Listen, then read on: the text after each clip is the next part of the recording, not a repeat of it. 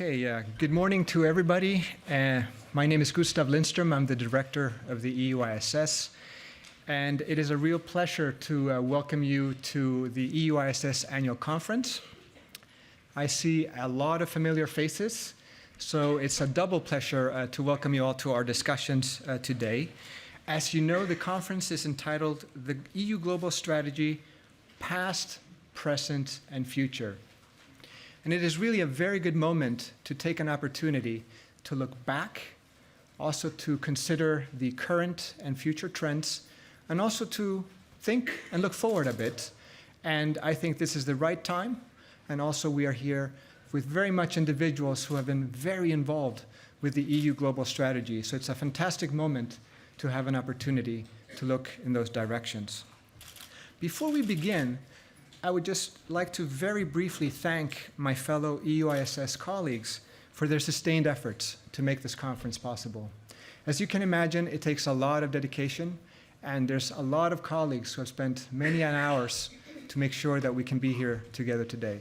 So I wanted to make sure to thank them ahead of time, and in particular, I would like to thank Sinead Gillen and Patrick Pavlak for their hard work. So no need to do more acknowledgement, but I did want to say thank you from the beginning.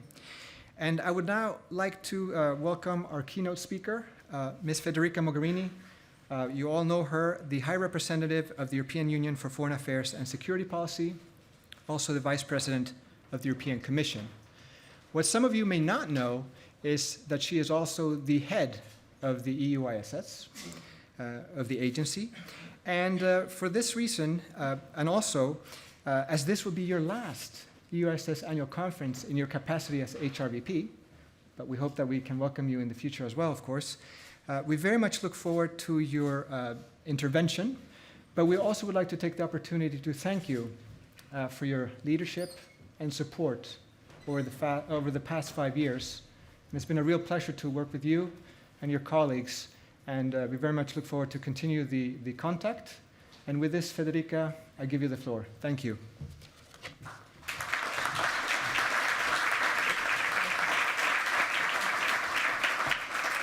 Thank you very much. Thank you, Gustav. Let me also thank you and let me say our entire team for the excellent work we've done over this last 5 years. Also for organizing again this year this annual conference. As you said, my last one. First of all, let me apologize. My voice is probably not the best you could hear. I have a little bit of a flu. I guess I'm not the only one in town. So you will forgive me if I'm a bit low in voice, but I'll try to do my best. So as you said, this is going to be my last. I still have some 3.5 weeks in this office, and I was preparing this keynote speech. I was thinking to all the work we've done together in these 5 years. And I remember my first annual conference a bit less than 5 years ago. And at that moment, we had just started working on the idea of a global strategy. At the conference at that time, we discussed how to make our foreign policy, first and foremost, more strategic in times that we defined as very unstrategic. In those very days, the European public debate was in crisis mode, full crisis mode, with the Ukrainian crisis, with the rise of Daesh in Syria, and with the refugee crisis up on the agenda. And we all knew that we had to address those crises, obviously, as a matter of urgency, and that we had to do it as the European Union, and not only with single countries and member states dealing with single problems in different places of the Union and the neighborhood. But also, I believe we understood that we couldn't afford to jump simply from one crisis to another. I think we realized at that time that we had to think beyond the emergencies and to focus on how to avoid the next crisis, how to build resilience so that we could prevent a crisis instead of managing it when it was already too late. And I have to say that the work we've done together on the global strategy was essential in changing our collective mindset. And it was really a collective work we've done with many in this room and beyond. In 5 years, we have managed to build, I believe, a more coherent European foreign policy on migration, addressing the emergencies, and that was something that was really important for me. A personal anecdote, as we are seeing the hearings in these days, I remember very well that when I said during my hearing at the European Parliament that migration would have been part of my priorities, there was a little bit of confusion because migration was supposed not to be related to the external action of the European Union, as if migrants came from nowhere. I think I'm proud of the work we've done together, including with the EUISS and the Commission and the Member States, joining forces and developing a more coherent, or at least an existing external policy to tackle and address in a sustainable and humane manner the phenomenon of migration. So addressing the emergencies, being them coming from the Eastern Mediterranean or the Central Mediterranean or the Western Mediterranean, but also and mainly looking at the root causes and investing for the long run. We've always tried to link the emergency work with the strategic thinking strategically, for instance, working on institution building and reconciliation in Iraq, investing in resilience and infrastructures in Ukraine, or with the Brussels conference on the future of Syria. So migration is just one example, but in different actions, in different fields, also related to emergency crisis. We've tried to address not only the crisis, but also to develop steps that could have helped us address the issue 5, 10, 15 years from then. And most importantly, I believe the global strategy has really helped us look beyond the crisis hotspots and to invest in long-term partnerships, invest in those places where we can make a big difference, just being there as friends. A lesson I've learned in these years is to dedicate time and energy not only to resolving problems, which is something that obviously you need to do, it's part of the job description, it's probably the first chapter of the job description, but to solve some of the problems, well, first of all, the European Union has to act as one, that's clear. I think member states realize this now much more than before. But sometimes, for some problems, for some crises, the European Union alone, even the European Union, but alone, cannot really make the difference. There are some other ingredients to the cocktail that you need to have in place, and you don't always have them in place. So I think that in these years, we've also learned, and the global strategy has guided us as a compass on this route, that together with addressing crisis and hotspots and trying to create the better possible conditions for doing so, there is something you can do alone, even when the conditions are not ripe, and that is investing consistently with those partners and friends that are there for you, and sometimes we have not been there for them, giving them a bit for granted because far away or because unproblematic. So I believe that investing in these friendships, investing in this easy partnerships, like-minded relationships, has been one of the flagships of our work in these 5 years, and the global strategy has guided us in this direction. And this has been true for our partnerships and friendships that we have developed all around the world. I think of Central Asia, I think of Latin America, I think of the Eastern Partnership or Southeast Asia, and I could continue with a long list. We have learned to invest in friendships and to nourish our global network of partners, something that has been vital, especially in times of criticism to multilateralism, because this has made us, the European Union, an indispensable point of reference all across the world. And probably if we had not invested in these partnerships and friendships in times that were not crisis times, this work would have been more difficult afterwards. The reason why we have been, I think, in difficult times, somehow a point of reference for many, is that in unstrategic times, the world needs reliable global powers. And Europe has been, the European Union has been, in difficult times, in most of the issues, on most of the issues, that reliable global power, big enough even to create a sort of umbrella for others to come and feel less lonely in a difficult world. The world needed and needs us to stay engaged in good times and in bad times, on easy issues and on issues that are or seem to be impossible to be solved. These 5 years should have taught us something. The global mood can change very quickly. So it is essential for us to always keep in mind what our interests, our values truly are. In times of crisis, in times of difficulties, even as a person or as a family, what do? You sit down and you think, what is really important for me? What do I need to work on beyond the current circumstances? And I think this has been important for the European Union because this has helped us focusing on the fact that the European foreign policy, the European security policy, is something, now this is something should be obvious, but it's not always been, that we are responsible for, that we shape. We have that responsibility, and we also have that freedom of defining the priorities, working consistently and coherently to define where we stand in the world, especially in times when all global powers are redefining their approach to global politics. In the first part of these 5 years, I believe we contributed to a very positive phase for multilateralism. Now it seems far away, but if you remember 2015, 2016, there was a moment when it seemed that a more cooperative global order was truly possible.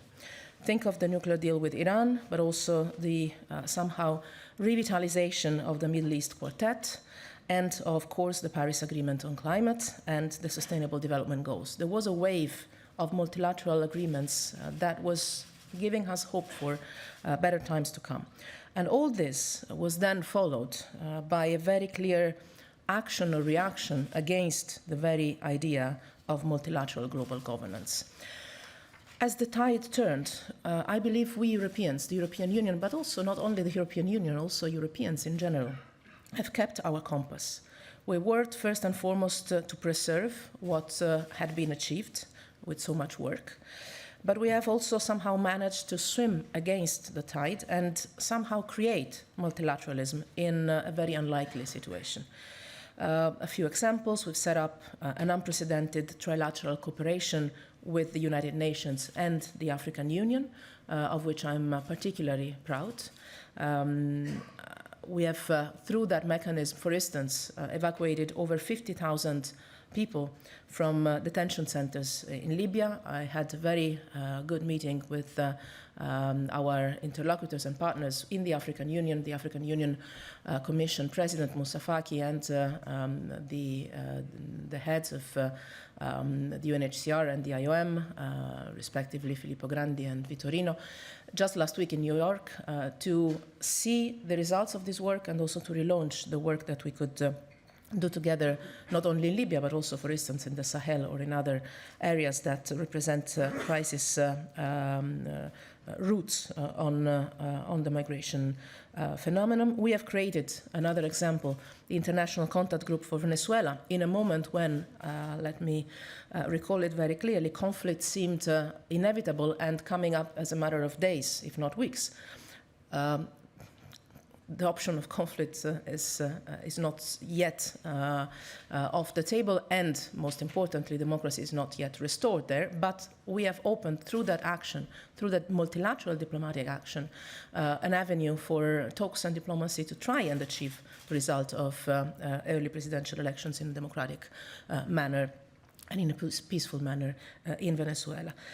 We have always worked to open space for dialogue, find the right multilateral format, identifying who needs to be sitting around the table, creating the table sometimes, using our convening power, not creating the table physically. I mean, that could be the next step. But trying to create forms of multilateral cooperation and governance, even when dialogue and cooperation seemed completely impossible. One of the quotes that has always been with me in these 5 years is by Nelson Mandela, and I guess you have heard me saying this many times. And it goes, "It always seems impossible until it's done." And it stays with me, gives hope in difficult times, and we are living difficult times, but it describes perfectly well some of the steps, some of the work that we've done in these years. And for instance, to me, it perfectly describes the work we've done on the Europe of Defense. You might remember very well the skepticism, and this could be a euphemism, with which our plans on defense 5 years ago was received. It will never happen, forget it. You can lose your time if you want so, but member states are not with you, it will never happen.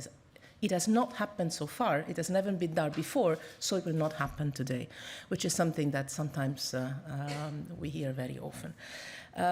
And here we are. I think 5 years after 2014, we have the biggest leap forward in the European integration on defense in decades.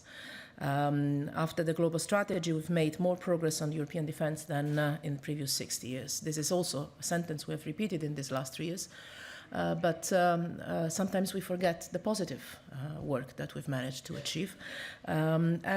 This would have not been possible without the global strategy. Not because of the wording in the strategy. I don't believe in the magic of wordings, but because of the collective work that was around the strategy, because of how we got to the strategy. It was a collective movement. Governments, academia came together, reflect about what we needed and how we could get there.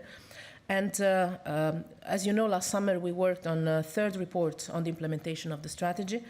And I asked my team to go through the text of the strategy and go through the text of the report and see what actually was, ticking all the boxes, paragraph by paragraph. I think they hated me for that.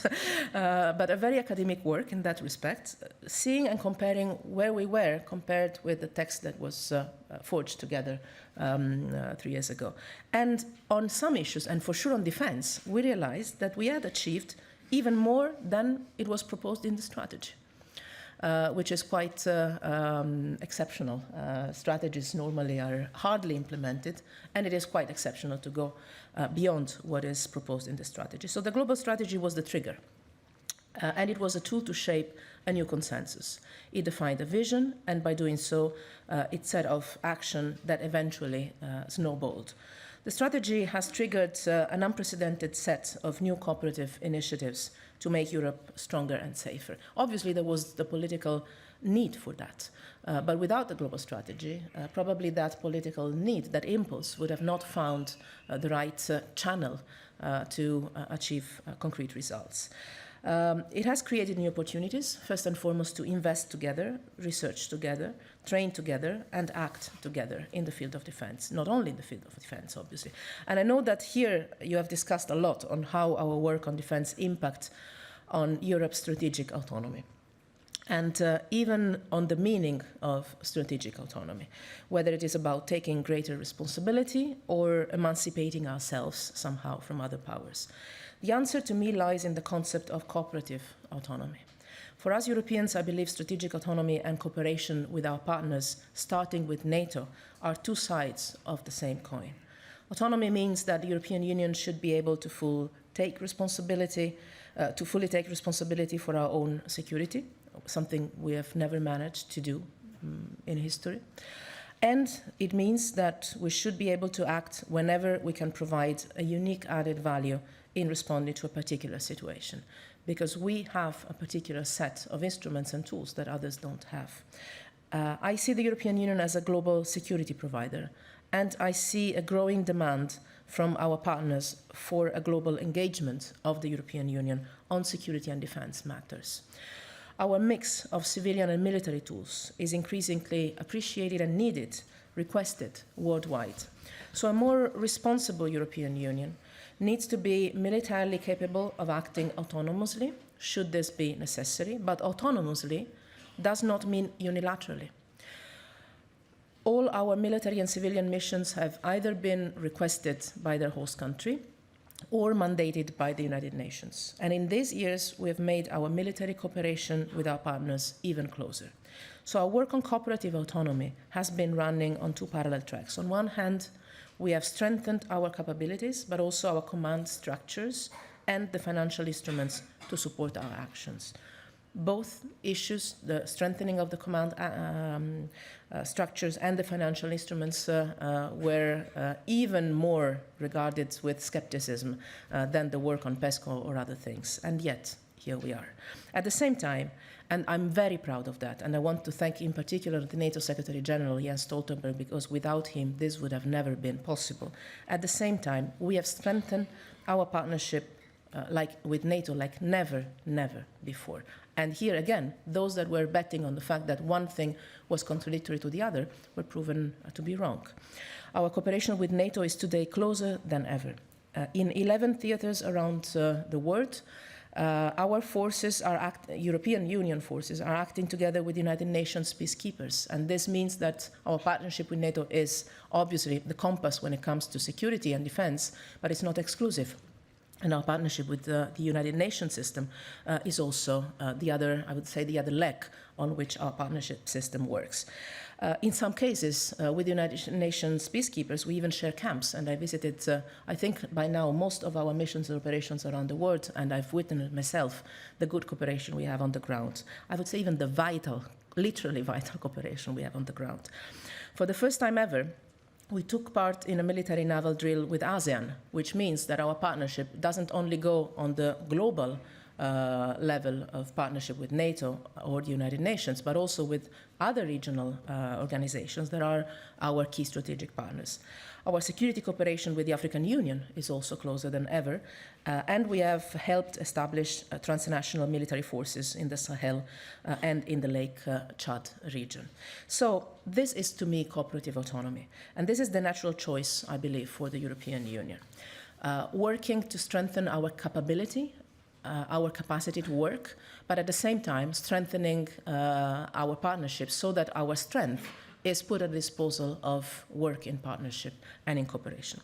I've said that on many issues we have already achieved more than we proposed in the global strategy, yet we cannot declare mission accomplished, far from that. What we have achieved on defense is, for instance, a huge leap forward, but at the same time it's only a first step ahead. It opens the door, it opens the way, and the rest needs to be built now. Our collective potential on defense issues is still to be fulfilled, and I'm fully convinced that with the new leadership in on the EU institutions level, both with Ursula von der Leyen as President of the Commission, that goes without saying, with my successor, Josep Borrell, as well. Spain has been in these years one of the engines of this work we've done on European defense, and with Charles Michel heading the European Council. I'm 100% sure that this work is not in good hands, in perfect hands, to be continued. Just a month ago, we discussed with the defense ministers of the 28 member states the idea of a coordinated maritime presence in areas of strategic interest for the European Union, for instance. This is a track of work that could be developed in a very fruitful manner. The permanent structured cooperation is a powerful tool, but it is up now to member states to make the most out of it and to continue building on it. And the European Peace Facility, talking about money, will now have to turn into reality. Obviously, that goes without the overall discussion on the budget, but that will be an important part of it. So exploring our European potential, I believe, is only a matter of political will. Sometimes, I finish with that, sorry, it was too long. But sometimes, 5 years are long. Sometimes you hear discussions about institutional changes in the treaties.